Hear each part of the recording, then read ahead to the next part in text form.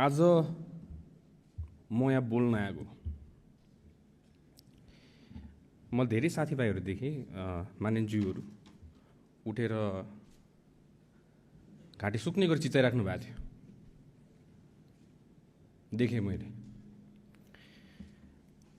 र यो भन्दै गर्दाखेरि चाहिँ हामी गृह मन्त्रालयमा बसेर के गर्ने होला, कसरी गर्ने होला, अब कसरी उहाँहरूलाई सान्त्वना दिने होला, के गर्ने, कसरी मिलाउने होला भनेर सोच्ने हामीले हाम्रो टिम बनाएर हामी कुरा छलफल गरिरहेका थियौँ। म यो सम्मानित सदनलाई सभामुख मार्फत सोध्न चाहन्छु, कतिजना हुनुहुन्थ्यो हिजो त्यो हस्पिटलमा? तपाईँहरू जतिजनालाई घाँटी चिचार गराउनु भइरहेछ यहाँ। घाँटी चिचार कराएर हुँदैन यहाँ सदनमा मात्र। म जनताको सेवा गर्छु भनेर मुखले बोलेर हुँदैन, त्यो मुखले बोलेको 50औं वर्ष भइसक्यो। हामीले हातले गर्नुपर्छ, ठाउँमा गएर गर्नुपर्छ। आफ्नो जनताको सेवा ठाउँमा गएर गर्नुपर्छ, उहाँहरूको पीडाको ठाउँमा बुझेर गर्नुपर्छ। त्यसलाई तपाईँहरू स्टन्टबाजी भनेर भन्नुहुन्छ। मलाई इच्छा छैन यहाँ कसैको लागि स्टन्टबाजी गर्नलाई, आफ्नो देशको सेवा गर्न आएको। जानी नजानी अन्जानमा होस्, आफूले सक्ने नसक्ने हामीले गरेर हातमा पानी राखेर यसरी गर्दै बिस्तारै हिँड्दै हामी यहाँसम्म आएको। पोख्ला कि देश दुर्घटनामा जाला कि भनेर। त्यसलाई तपाईँले स्टन्टबाजी भनेर भन्नुहुन्छ। हामीलाई थाहा छ हाम्रो पीडा हामीले कसरी यो फेस पार गऱ्यौँ भनेर।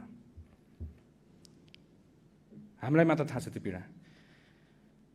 अब आज म यो सम्मानित सदनलाई सभामुख मार्फत सरकार कसरी सञ्चालन हुन्छ भनेर तपाईँलाई म सिकाउन चाहन्छु। हाम्रो 3 तहको सरकार हुन्छ। एउटा सङ्घीय सरकार भयो, एउटा प्रदेश सरकार भयो र एउटा स्थानीय सरकार भयो। जुन ठाउँमा घटना घट्यो त्यो ठाउँमा ट्राफिकले लगाएको होइन, ट्राफिकले व्हिल लक गरेको होइन। कुनै भिडियोमा छ ट्राफिकले लगाएको, त्यसमा व्हिल लक लगाएको छ, नगर प्रहरीले लगाएको छ। म विपक्ष दलका साथीहरूलाई, मान्छेहरूलाई सोध्न चाहन्छु, स्थानीय सरकार कसको छ अहिले? राष्ट्रिय स्वतन्त्र पार्टीको छ? यो प्रदेश सरकार कसको छ अहिले? राष्ट्रिय स्वतन्त्र पार्टीको छ? 2 तहको सरकार त तपाईँहरूसँग छ। यो नियम कानुन हामीले बनाएको, तपाईँहरूले बनाएको, तपाईँले कार्यान्वयन गर्नु नसकेर हामीले कार्यान्वयन गरेर हामीले देखाएको र त्यही नियम कानुनमा टेकेको हो हामीले। अहिले ब्ल्याक टिनको कुरा आइरहेछ, कालो सिसा लगायो। त्यो कालो सिसा बनाउने नियम हामीले कुरेका थियौँ, तपाईँहरूले कुर्नु भएको। त्यसलाई हामीले पालना मात्र गराएको। कति कुराहरू तपाईँहरूले जानेर अबुझ गर्नुभएको। किन म धेरै भए मैले सहेको। अब यो सम्मानित सदनलाई एउटा रेस्पेक्टेड भ्यू पोइन्टबाट हेर्नुपर्छ। यसमा अलि आफूले बोल्दाखेरि एकदम मर्यादा राखेर बोल्नुपर्छ, तर घुटकन भइसक्यो। गाह्रो हुन्छ कहिले कहिले तपाईँको यसरी हेर्दाखेरि के आफ्नो देश राम्रो होला भनेर हामीहरू सबै युवाहरू एउटा आशाले लडेका थियौँ। र आज आएर विपक्ष दलका साथीहरू, जतिजना मित्रहरू हुनुहुन्छ, जतिजना राजनीतिज्ञहरू हुनुहुन्छ, देश चलाएर 50औं वर्ष राज गरेका माननीयज्यूहरूबाट हामीले सिक्नुपर्नेमा आज हामीले यस्तो कुरा देख्नु पाइरहेछौँ। हामीले तपाईँहरूबाट सिक्नुपर्ने होइन र? तपाईँहरूको गल्तीले हामीले सिक्नुपर्ने होइन र? हामी अगाडि बढ्नुपर्ने होइन र? यो देश त तपाईँको पनि हो। हाम्रो बहुमतको सरकार होला, तर यो देश तपाईँको पनि हो। तपाईँलाई पनि जनताले जिताएरै पठाएको। मलाई अचम्म लाग्छ, आज आफ्नो यहाँ पीडा यसरी गरेर पोख्नु पर्दाखेरि एउटा मन्त्रीको हैसियतले, एउटा नागरिकको लागि हामीले हिजो रातभरि खट्यौँ। म यत्तिकै यो आँसु झऱ्यो, किनभने आफूले अथाक प्रयास गर्दा पनि नहुँदाखेरि त्यो चित्तै नबुझ्ने रहेछ। देशको कुन चाहिँ संयन्त्र चलायो? जुन संयन्त्र नेपाल प्रहरी, ट्राफिक प्रहरी जसरी पहिला नेताको मात्र रक्षा गर्नुलाई आज हिजो राति तपाईँ हेर्नु होला, त्यहाँ रातभरि नेपाल प्रहरी, ट्राफिक प्रहरीहरू बाटोभरि उभिएर बसेका थियो। उहाँहरू VVIP सेक्युरिटी दिएर कसको लागि? गणेश नेपालीको सेफ ट्रान्सफर एयरपोर्टको लागि। रातभरि सुतेका छैनन् उहाँहरू पनि आफ्नो नागरिकको रक्षा गर्नको लागि। हामी पनि त्यहाँ गयौँ, त्यहाँ गएर सबै कुरा व्यवस्था गर्नको लागि सबै स्पेसलिस्टहरू बोलायौँ, सबैजना राख्यौँ। पैसाको तपाईँ टेन्सन नलिनु, सरकारले जति खर्च गर्नुपर्छ खर्च गर्छ, आफ्नो नागरिकलाई बचाउनको लागि गर्छ, किन नगर्ने? पहिला त्यही VIPलाई मात्र सेक्युरिटी दिन्छ भने आज नागरिकलाई सेक्युरिटी दिनको लागि हरेक बाटोको कुना काप्चामा बसेको थियो।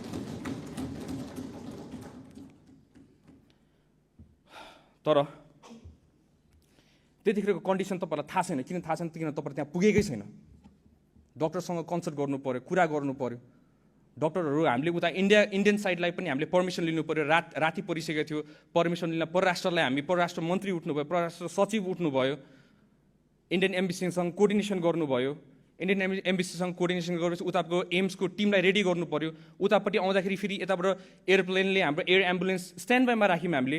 म आफै गएर त्यहाँ निरीक्षण गरेँ, किनभने हाम्रो डोमेस्टिक एयरपोर्ट जाने बाटोमा चाहिँ तपाईँको त्यो पिच भएको छैन। त्यो गल्ती हामीले लिनुपर्ने, पिच नभएको।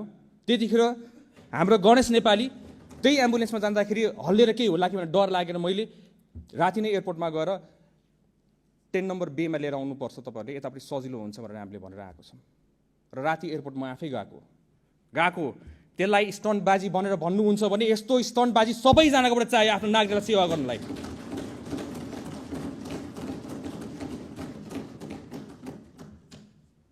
र पत्रकार मित्रहरूलाई पनि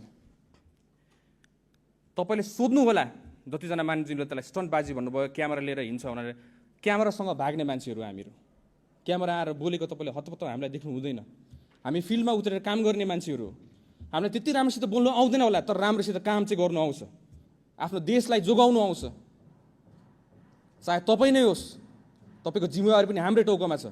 हामीले नै त्यो जिम्मेवारी निर्वाह गरेर हामी तपाईँको सुरक्षाको लागि हामी खटिरहेछौँ। हामीले कहिले पनि भनेका छैनौँ कुनै दल, कुनै पार्टी भनेर हामीले छुट्याएको छैनौँ यहाँ। तर पहिला के हुन्थ्यो, हामी पहिला बस्दाखेरि एउटा नागरिक भएर हेर्दाखेरि के हुन्थ्यो, यताबाट एकजना उफ्रिनुहुन्थ्यो, उताबाट अर्कोजना उफ्रिनुहुन्थ्यो, दिनभरि त्यो ड्रामा हुन्थ्यो हाम्रोबाट यहाँ। तर अब हामी नसुध्रेर कहिले सुध्रिने? त्यही भएर हामीले हिजो अथाक प्रयास गरेको, प्लेन श्री एयरलाइन्स रेडी गरेको, पर्मिसनहरू लिनुपर्छ लिएकै हो। तर डक्टर्सहरूले स्टेबल राख्नु पर्यो, पेसेन्टलाई स्टेबली ट्रान्सफर गर्नु पर्यो। अब उहाँको ब्लड प्रेसरै लो भइसकेको थियो। ब्लड प्रेसर लो भएको टाइममा हामीले उहाँलाई लाँदै गर्दाखेरि केही गरी घटना घटिहाल्यो भने त हामीले त बचाउने उद्देश्यले गरिरहेको हो नि त। डक्टर्सहरूको रेकमेन्डेसन त बुझ्नु पर्यो। अब यहाँ आएर सबैजना एक्सपर्ट भइसकेका छन्, सबैजना डक्टर्स भइसकेका छन्। त्यहाँ डक्टर्स एक्सपर्ट्सहरू, नेपालको विज्ञ डक्टर्सहरू सबै हामीले राखेको थियौँ त्यतिखेर।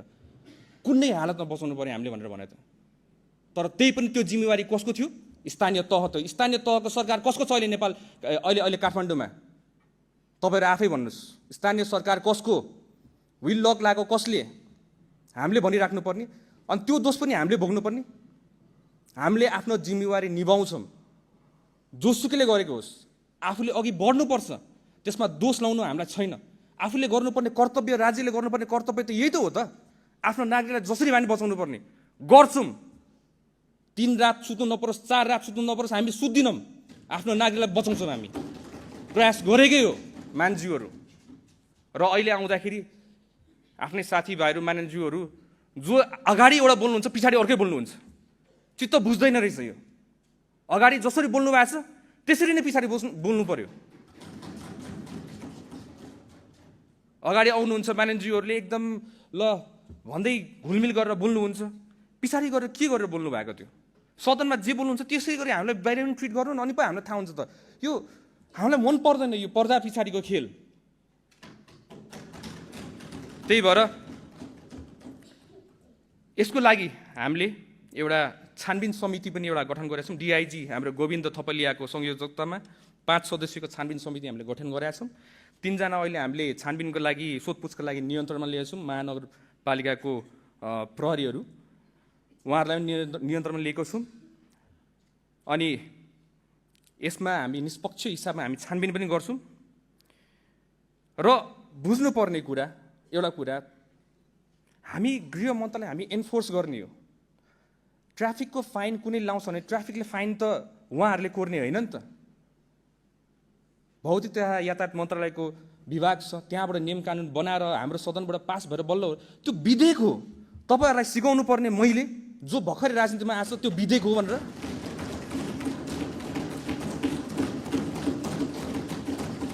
मलाई भन्नुभएको होइन तपाईँहरूले, कतिजना मान्यज्यूहरूले मलाई भन्नुभयो होइन संविधानको स थाहा छैन यहाँ आएर भने। अहिले आएर संविधान स थाहा नहुने मान्छेलाई तपाईँलाई संविधान सिकाउनु पर्ने यो दिन आएको हो यो सदनमा।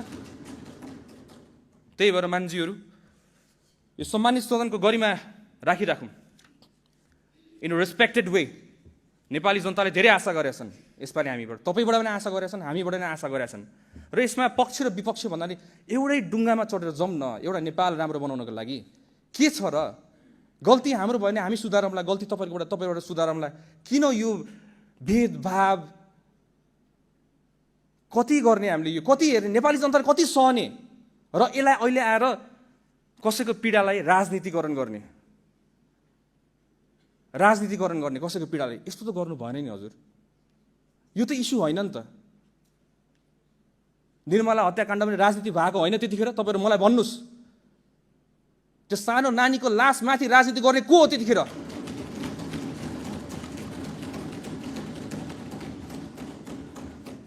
त्यही भएर यसमा हामीले गर्नुपर्ने हाम्रो आफ्नो दायित्व, नेपाल सरकारको तर्फबाट दायित्व हामीले 1 इन्च पनि हामी छोड्दिनौँ। हाम्रो आफ्नो कर्तव्य पुरै गर्छौँ र नचाहँदै पनि आफ्नो अथक प्रयासपछि पनि आज हाम्रो गणेश नेपाली भाइले आज हामी माझ हुनुहुन्न। म बुझ्छु यो कुरा, तपाईँहरूको प्रश्नहरू म बुझ्छु, तपाईँहरूको धेरै क्वेसन्सहरू छ, तर हामी त्यहाँ हुँदै गर्दा हामीले आफ्नो बेस्ट दिएको। विश्वास गर्नुहोस्, मलाई ढाँट्नु आउँदैन। म पहिलादेखि भन्छु मलाई ढाँट्नु आउँदैन, मलाई ढाँट्नु मन लाग्दैन। र अहिले यस्तो गरिमामय सदनलाई मैले ढाँट्दाखेरि मलाई पाप लाग्छ। म सारा नेपाली जनतालाई ढाँटिरहेको हुन्छु, म यसो ढाँट्नु मलाई मन लाग्दैन। जी हो, यही हो यथार्थ। तपाईँले मिडियाकर्मी साथीहरूलाई सोध्नु होला, कहिले मैले बोलाएको छु मिडियाकर्मी साथीलाई मलाई आएर घेरेर बस भनेर? कहिले भनेको छु मैले? उहाँहरूले आफ्नो कर्तव्य निर्वाह गर्नलाई धेरैवटा प्रश्न गर्नुहुन्छ, त्यही पनि मैले प्रश्न उत्तर नदिकन आफ्नो काममा सुरु हिँड्छु। कति कुरा मैले चिप्लेर बोली, किन सदनमा हेर्दै गर्नुहोस् न। म यहाँ उभिने बित्तिकै सबैजना कसरी हेर्नुहुन्छ, अब सुदन गुरुङले गृहमन्त्रीले केही चिप्ल्याउँछ र त्यसलाई भाइरल बनाउँला भनेर बुझिरहेको हुन्छ। त्यो हो तरिका। तर त्यही पनि कतिजना मानिसज्यूहरू विपक्षी मानिसज्यू भए पनि मलाई माया गर्नुहुन्छ, मैले देखाएको छु। हाम्रै मानिसज्यूहरू धेरै माया गर्नुहुन्छ। कति गलत गर्ला कि हामीले सच्चाइ दिनुपर्छ मलाई सम्झाइ पनि राख्नुहुन्छ, त्यसमा म एकदमै आभारी छु। I'm very happy, I'm more than happy. म एउटा जेनेरेसनलाई रिप्रेजेन्ट गर्छु, एउटा युथलाई रिप्रेजेन्ट गर्छु, एउटा नयाँ पुस्तालाई रिप्रेजेन्ट गरेर हामीहरू आइरहेको छौँ। र त्यो पुस्ताको इज्जत धान्ने कर्तव्य मेरो, र म त्यो पुस्ताको इज्जत फाल्न नदिनको लागि म हर कदम प्रयास गर्छु। तपाईँहरूको नि इज्जत नफाल्नको लागि विदेशमा गएर म तपाईँहरूको इज्जत पनि धान्नलाई म हर कदम प्रयास गर्छु। चाहे तपाईँ काङ्ग्रेस होस्, चाहे तपाईँ एमाले होस्, तपाईँ माओवादी होस्, हामीलाई त्यस्तो सरकार छन्। तपाईँ एउटा नेपाली हो मेरो लागि, तपाईँ मेरो दाजु हो, मेरो भाइ हो। सारा संसारमा सारा ठाउँमा मैले भनिसकेको छु यो कुरा। त्यही भएर कतिपय प्रश्नहरू गर्दाखेरि हेलिकप्टरको विषय उठाउनु भयो। समय मध्य मलाई अलिकति समय दिनु होला है। धेरै कुरा मलाई भन्नु मन लागिरहेछ आज यो हेलीको विषयमा। अब धेरैजना मानिसहरूले उठाउनु भयो हेली। हाम्रो त्यो हेली पानीमा खोलामा गाडी छिरो, हेली किन गएन? We need to work smart. हामी यो जेनेरेसनको मान्छे, हामीसँग ड्रोन छ र हेली तपाईँ आफै, म तपाईँलाई प्र्याक्टिकली आज म भन्छु, त्यो ठाउँमा हेली त्यत्रो माथि उड्दाखेरि मुनिको बगिरहेको देखिन्थ्यो होला। हेली जाँदाखेरि गाडी मुनि छिरिसक्यो, खोलामा गइसकेको। म फर्स्टमा अपडेट डिजास्टरको बारेमा म 10 years एक्सपिरियन्स छ, मैले बुझ्छु के भयो भने तुरुन्त आत्तेर फोन गर्छु म। त्यतिखेर बुझ्दै गर्दाखेरि पानीभित्र छिरिसकेको अवस्था थियो र एकजना व्यक्ति त्यहाँ अड्किराख्नु भएको अवस्था, उहाँको लास्ट कन्डिसनमा थियो। हेलीले उद्धार गर्नलाई तपाईँको सर्टन चिजहरू चाहिन्छ त्यसमा, र त्यो मुनि गएर खोज्नु मिल्दैन, त्यसमा ड्रोन चाहिन्छ। ड्रोन भयो भने तपाईँको मुनि गएर हामीले चाहिँ मजासित कहाँ सकेको छ भने खोज्नुपर्छ। सशस्त्र प्रहरी बलको हाम्रो यहाँ के भन्छ कुरिङटारको होल टोली जानुभएको छ त्यहाँ। र त्यहाँ हेली चाहियो। हेली आएर उद्धार हुने होइन, स्मार्ट वेमा गर्नुपर्छ हामीले। हेलीको यो किन त्यो पैसा त हेलीको पैसा त तपाईँको पनि हो। कतिजनाले मलाई फोन गर्नुहुन्छ, यहाँ एकदम अर्जेन्ट भयो हेली उडाउनु पर्यो, एकदम अर्जेन्ट भयो हेली उडाउनु पर्यो। किन? अब सवारी दुर्घटना भएको छ, हामी बुझ्छौँ त्यो संवेदनशील पनि, त्यसको विषय हामी बुझ्छौँ, वी अन्डरस्ट्यान्ड। तर सोच्नुहोस् त, हामीले त्यो पूर्वाधारलाई विकास गर्दै जाने होला नि त हामीले त। अब त यो हेली पनि एउटा के रहेछ, सान रहेछ क्या। मैले हेली उडाउनु सकेँ भन्ने टाइपको एउटा भोटरहरूलाई दिने एउटा त्यो एउटा के भन्नुमा एउटा भोटिङ एउटा त्यो जस्तो कि, त्यस्तो नगरौँ। राज्यको पैसा हो, त्यसलाई दोहन हुनु नदिउँ। सकेसम्म परिस्थिति अवस्थाले माग्यो भने हामीले गर्ने हो, तर अवस्थाले नमागेको कन्डिसनमा हामीले गर्नु हुँदैन। त्यो तपाईँकै पैसा हो। फेरि तपाईँहरूले प्रश्न गर्नुहुन्छ हेली किन उडाएको। त्यही भएर त्यसलाई पनि सबै मानिसज्यूहरूलाई म हार्दिक अनुरोध गर्न चाहन्छु, यसमा एकदम संवेदनशील हुन। राज्यको पैसा हो, हामीले हाम्रै पैसा भनेर लिनुपर्छ त्यसलाई। अब विषयवस्तु त यति जस्तो लाग्छ मलाई। गृह मन्त्रालयले एन्फोर्स गर्ने हो यो कुरा, म एक्चुअली प्रष्टै पार्न चाहन्छु। ट्राफिकले जरिमाना उहाँले चाहेर कोर्नु हुँदैन, उहाँले चाहेर चिट कोर्नु हुँदैन। त्यो जरिमाना कति हुन्छ के हुन्छ भनेर तपाईँको नियम कानुनमा अलरेडी छ। त्यो नियम कानुन तपाईँहरूकै सरकार, तपाईँहरूकै नेतृत्वले बनाएको कुरा हो। र अहिले त्यो भनेको विधेयक मात्रै हो, पास भइसकेका छैन। पासै नभएको विषयलाई प्रचारबाजी गरेर एकजना मानिसले भनेर सरकारलाई कति हो लाउनुपर्छ, एकदम गुड आइडिया। सरकारले काम गरेन र सरकारलाई पनि लाउनुपर्छ, एकदम राम्रो आइडिया। तर प्रश्न पनि पारिदिनु पर्यो होला नि जनतालाई। यो त विधेयक मात्रै हो, पास त भएको छैन। यसमा छलफल हुन्छ, तपाईँहरूको राय सुझाव हुन्छ, तपाईँहरूले आफ्नो ओपिनियन भन्नुहुन्छ, यो भएन भनेर तपाईँहरूले पनि कराउनुहुन्छ, उठ्नु होला, संसद अवरोध गर्नु होला। हामी पनि आफ्नो जनतालाई दुःखमा देख्न चाहन्छौँ होला त। हामी तपाईँको आँसु हेर्नु सक्दैनौँ। यस्तो हो अहिलेको सरकार। तपाईँ विपक्षी होस्, तपाईँको पनि आँसु हेर्नु सक्दैनौँ हामीले। त्यही भएर यो सम्मानित सदनलाई सभामुख ज्यू मार्फत मेरोबाट भुलचुक भएमा, मेरो शब्द चयनहरूमा नमिलेमा, मेरो इन्टेन्सन चाहिँ कहिले गलत छैन हजुर। 5 इयर्समा 5 वर्षको कार्यकाल हो। 5 वर्षको कार्यकालमा मैले भनिरहेको छु, मेरो शब्द चयन एकदम राम्रो हुनेवाला छ। तपाईँले मलाई 6 महिनाको कार्यकालमा देख्नु भइरहेछ अहिले सदनमा उभिँदै गर्दाखेरि मेरो शब्द चयनहरू धेरै मिलिसकेको छ। र शब्द होइन, यसमा तपाईँको ढाका टोपी र दौरा सुरुवाल लागेको यो सदनमा कैयौँ बसिसकेका थिए, तर देश बेच्नलाई होइन। तपाईँ जे लाउनु तपाईँको पहिरनसँग नहोस्, तपाईँको इमान्दारिता, आफ्नो देशप्रतिको एउटा माया, एउटा पेट्रियोटिक मान्छे हुनुपर्छ जस्तो लाग्छ मलाई चाहिँ। आज यो देशलाई केही पर्दाखेरि ल भन्नुहोस्, सुदन गुरुङलाई राखेर यो देश बच्छ भने सुदन गुरुङलाई गोली ठोक्नुपर्छ भने फर्स्टमा सुदन गुरुङ नै आउँछ तपाईँहरू सबैजनालाई बचाउनको लागि। यो देश बाँच्छ भने मैले सुनिरहेको छु 24 गते सुन्दा 8-9 महिनामा 24 गते बच्चा मरेको छ। तपाईँहरूलाई 24 गतेको पिर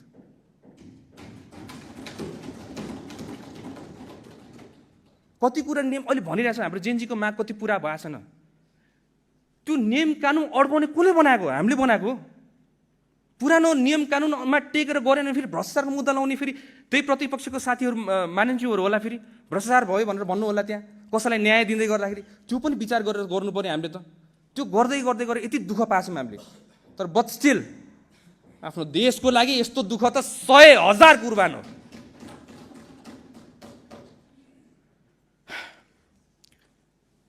हुन्छ महोदय, यो सम्मानित सदनलाई भयो होला मेरोबाट गल्ती, कति कुरा अलि जानी नजानी भयो होला, म त्यसको लागि नि माफ माग्न चाहन्छु। मेरो शब्द चयनले कसैलाई घोच्यो होला, त्यसमा नि माफ माग्न चाहन्छु। तर हाम्रो सरकारको इरादा नेक छ, मेरो इरादा पनि नेक छ। हामीहरूलाई देश राम्रो होस्, त्यो बाहेक हामीलाई केही चाहिँदैन। हजुर आएर बसी पनि केही फरक पर्दैन हजुर। देश राम्रो होस्, देश जोगोस्। देश रहे त हामी रहन्छौँ, नत्र हामी त किन रहन्छौँ र? देशलाई त अब त जोगाउनै पर्ने होला नि त। तपाईँहरू बल्ल यत्रो दुःख गरेर तपाईँहरू नि यत्रो चुनाव लडेर आउनु भएको छ।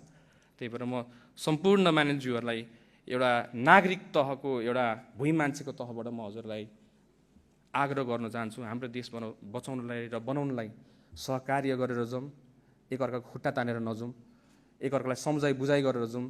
हाम्रोबाट गल्ती कमी कमजोरी छ भने सम्झाएर जाउँ, बुझाएर जाउँ, मिलेर जाउँ र देशलाई एउटा निकास दिउँ। धेरै धेरै धन्यवाद।